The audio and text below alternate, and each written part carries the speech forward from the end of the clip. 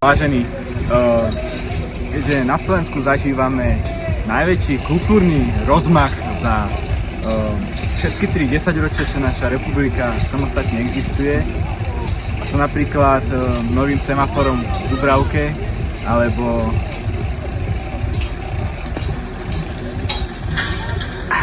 pri písku sa na všetko ľahko zabúda. Pri tejto príležitosti som neodolal ponuke oblieť si moju kampaňovú bundu a šíriť moju propagandu ďalej. Vážení, myslím si, že by sme mali ísť ešte drastickejšie a mali by sme prestať paralizovať, neutralizovať, rozdeľovať a ochladňovať našu spoločnosť. Myslím si, že by sme sa nemali rozdeľovať ani v pohlaviach, veď jedno nám stačí, nie? A týmto chcem dať podporu